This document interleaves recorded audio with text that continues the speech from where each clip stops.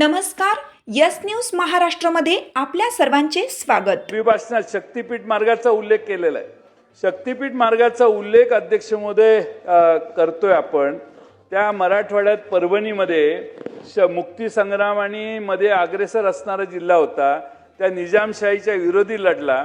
त्या निजामशाहीच्या विरोधी लढणाऱ्या जिल्ह्यात महायुती सरकारच्या माध्यमातून पुन्हा निजामशाही अस्तित्वात आली असे लोकांना वाटायला लागले. कारण शक्तीपीठ महामार्गाच्या वर आंदोलन करणाऱ्या शेतकऱ्यांचीच धरपकड सरकारने केली. अध्यक्ष महोदय, फार अवघड परिस्थिती महामार्गाची. शक्तीपीठाच्या मागे सरकार का मागे लागलंय हेच कळत नाही. मागे लागलाय तुम्ही ते शक्तीपीठ महामार्ग.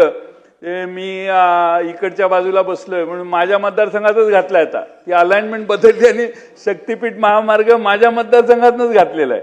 आणि आता मतदारसंघात आणि जिल्ह्यात सगळीकडे आंदोलनं सुरू झालेत. पूर्वी जो शक्तीपीठ महामार्ग होता त्यात मुख्यमंत्री म्हणायचे लोकांनी आमचं मान्य केले. लोक येऊनच मला निवेदन देत आहेत तुम्ही आमच्याकडे करा म्हणून. मग त्याची अलाइनमेंट का बदलली? आणि आमच्याकडे काही तीर्थस्थान वगैरे असं काय मोठं नाही आहे.